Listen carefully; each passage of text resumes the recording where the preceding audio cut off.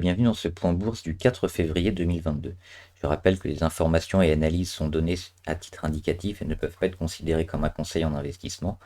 L'investissement en bourse est risqué et vous êtes responsable de tous les investissements que vous faites. Alors, le CAC 40 aujourd'hui qui perd 0,07% et qui réagit quasiment au point près sur son support à 6913. Donc on continue de travailler sur cette zone autour des 7000 et en dessous de sa moyenne à 50 jours sur les 7045 environ. Alors toujours une petite phase de correction hein, sur le CAC, mais pour autant les plus bas sont intéressants parce qu'ils sont de plus en plus hauts pour l'instant. Donc si on ne vient pas dégrader plus la semaine prochaine, il n'y a rien d'inquiétant. On voit les plus bas ici à 6740, puis 6848. Là on est sur les 6913. Au niveau de la MACD, on a bien corrigé aussi. Donc c'est plutôt un signe de force toujours sur le CAC. On va voir sur le Nasdaq. Le Nasdaq qui avait complètement explosé hier hein, en perdant près de 4%, 4,2% exactement. On va zoomer un peu, donc il était parti de 15 100 pour finir à 14 500. Aujourd'hui il réagit, hein, il est un peu dans le vert. Il est à plus 0,3, plus 0,6 environ à la mi-séance. Le point bas, on l'a peut-être atteint ici, hein, sur les 14 000, 13 800 environ. Donc là, on a fait le rebond, on corrige un peu, mais le plus dur est probablement derrière nous. Si on revient sur les 13 008 et qu'on les casse, là oui, ce sera certainement la panique sur les marchés. Mais pour l'instant, on est plutôt confiant de réattaquer à nouveau les 15 000 la semaine prochaine. Allez, on attaque avec les actions. Alors Avantium qui est intéressant parce qu'elle a bien réagi ces derniers jours et elle a suivi sa moyenne ici à 50 jours sur les 3-4 dernières séances. Alors faut qu'elle s'affranchisse des 5,10 toujours. Elle est venue la tester plusieurs fois, hein. Ici le 6 janvier, pareil le 12 janvier, le 26 janvier, toujours un échec sur les 5,10. Mais là elle a fini sa correction après son explosion. Et elle est en phase ascendante, donc elle va certainement à nouveau tester les 5,10. Il faudra les déborder. Et sur débordement en fin de séance, ce sera un signe très positif et on pourra très certainement se mettre à l'achat sur Avancium. Biomérieux, bah, c'est pareil. C'est les 105 qui font barrage. Une grosse correction. On rattaque un peu la moyenne à 200 jours. Pour l'instant, on est juste en dessous. Et on bute toujours sur les 105. Là, ça fait depuis la semaine, quasiment tous les jours, on va essayer de les tester et on bute dessus. Mais pour autant, on dégrade pas trop, hein, on va pas chercher tellement bas. On se maintient en embuscade en dessous, donc il y a des chances que la semaine prochaine, on arrive enfin à dépasser ces 105 euros. Il faudra probablement aussi se mettre à l'achat, parce que ce sera un bon signe pour Biomérieux, qui va viser les 110, 115 assez rapidement si on réussit à passer les 105. Eutelsat, Eutelsat aussi, hein, qui réagit bien depuis quelques jours, qui suit sa moyenne à 20 jours, qui suit un peu cette oblique montante ici qui était fait avec les plus bas, qui coïncide avec son palier hein, sur les 10,4. On va pouvoir matérialiser ici.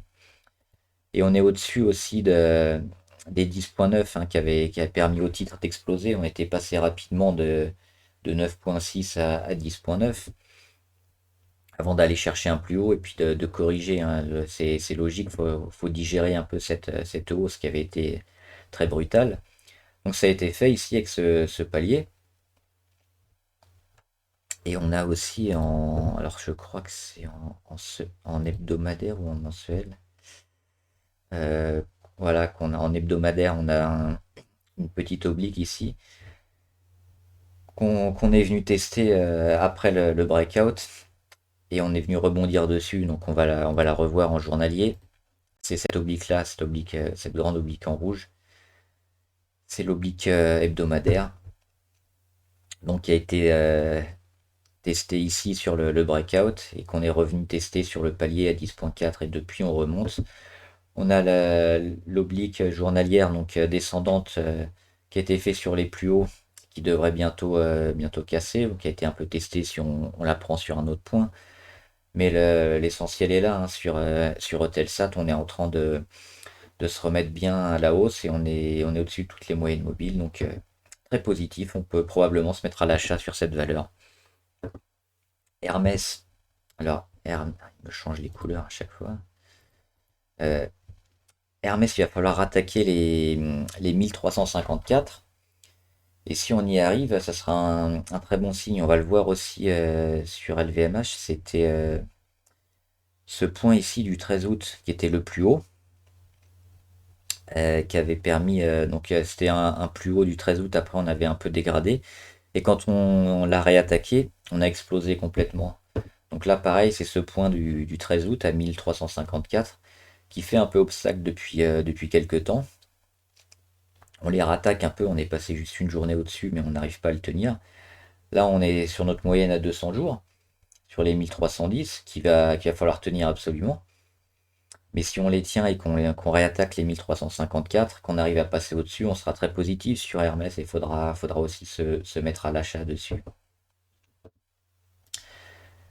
LVMH, bah, pareil, le 13 août, il est là. Hop. Euh, c'est le point à 713, qui était aussi un plus haut. Et LVMH, eux, ils s'en sont un peu mieux sortis, parce qu'ils n'ont pas. Ils ont déjà testé leur moyenne à 200, ils sont remontés. Mais ils sont repassés en dessous de leur point à 713. Donc c'est pareil, c'est cette zone un peu charnière qu'il va falloir surveiller. Sur leur moyenne à 50 jours, autour des 707 euros. Pour l'instant, on flirte avec elle, donc il faudra voir, se laisser un peu de temps la semaine prochaine pour voir comment le titre évolue. Mais si on repasse sur les 713 et qu'on s'en éloigne, ce sera probablement le moment de rentrer aussi et ce sera un signe positif parce que tout le luxe va tirer le CAC 40 vers le haut. Donc si la semaine prochaine on voit du vert sur le CAC et le luxe, ce sera bien de rentrer sur ces valeurs. Energy Group, un petit pic de valeur aujourd'hui, après pas mal de pics, hein, à la fin de l'année. Donc ça commence à frétiller et c'est intéressant parce qu'on est passé au-dessus des moyennes à 200 jours dans cette semaine. Alors on ne l'a pas tenu et puis là on met un beau chandelier qui vient aussi casser un peu une oblique descendante qui date de presque 2 ans sur Energy Group. Donc il se passe peut-être quelque chose sur ce titre. Ça peut être intéressant aussi de se mettre à l'achat. Moi j'ai pris une petite ligne dessus pour voir. Et puis au-dessus des 6,2 on est plutôt positif. Pareil, hein, si on regarde les indicateurs, donc les volumes, on en a parlé, il y a un petit pic aujourd'hui. Au niveau MACD, ça se remet bien. Ça fait un moment qu'on est positif, hein.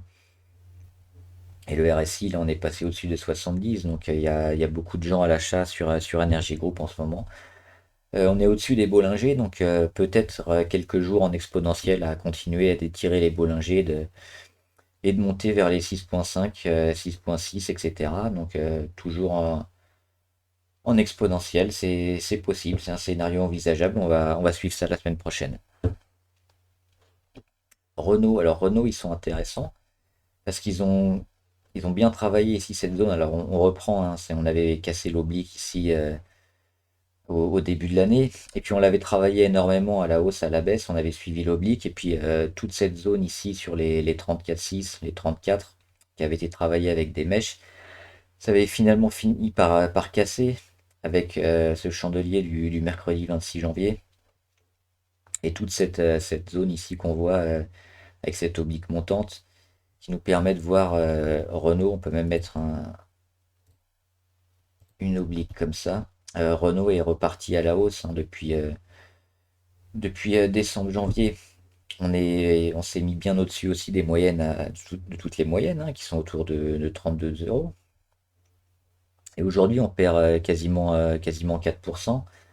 Et pour autant, on est assez coutumé du fait avec Renault qui est assez volatile dernièrement et qui n'hésite pas à réattaquer le lendemain. Donc, moi, j'ai pris ça comme une belle opportunité d'achat ici sur les 34, en espérant que demain, ça réattaque bien, parce que Renault est orienté à la hausse depuis un moment et a des chances quand même de monter sur les 35 et plus. D'autant qu'au niveau MACD, on voit on est très loin d'être en surchauffe, hein. On est à 54. On était à peine à 64 il y a quelques jours. Donc très positif sur Renault, à court terme et à moyen terme. Saint-Gobain, ça continue de dégrader. Alors il y avait ce gap ici à 59,6 qui faisait un appel du pied sur le titre. On est venu le chercher, donc ça c'est très bien, avec un chandelier à moins 2,7 hein, aujourd'hui. Donc plutôt positif pour la suite et d'avoir enfin comblé ce petit gap. Avant de se mettre à l'achat, on va continuer d'attendre les 60, hein, voire les 61. Euh, Confirmer de passer au-delà de cette oblique baissière qui est très pentue. Et surtout rester au-dessus des 59,60 qui nous avait permis d'exploser fin décembre. Donc rien à faire hein, sur Saint-Gobain, on observe et on attend le débordement des 61 euros environ. Et enfin Sofina, Sofina qui marque un support intéressant hein, autour des 338 et plus. Elle avait un support à 338, et là elle n'est même pas venue le tester, hein. On a quelques mèches sur les 340. On a la grosse correction ici qui est peut-être en train de se terminer parce qu'on a cassé l'oblique et puis on est allé chercher des plus hauts qu'on a rendus aujourd'hui, mais le titre évolue bien autour des 340, 350. Au niveau MACD, pareil, on est bien revenu sur les histogrammes. On ne devrait pas tarder à voir du vert aussi. Le RSI, on est autour des 30 et moins. Là, on est à 28, mais on était au-dessus. Donc, on commence à voir le bout du tunnel sur Sofina. Donc, c'est peut-être un prix d'achat intéressant sur les 340, 345, 350. Donc, toute cette zone-là qui devrait permettre au titre de repartir. Après, on surveille la zone à 338, hein. Si on vient taper à 338 et qu'on enfonce, ce sera une deuxième vague pour Sofina. Mais sinon, le support, il est atteint. Et le rebond, il est attendu maintenant pour la semaine prochaine. Voilà, j'espère que la vidéo vous a plu. N'hésitez pas à liker, partager cette vidéo avec des investisseurs ou des amis que ça puisse intéresser. Laissez en commentaire également toutes les valeurs que vous suivez et que vous voulez qu'on analyse.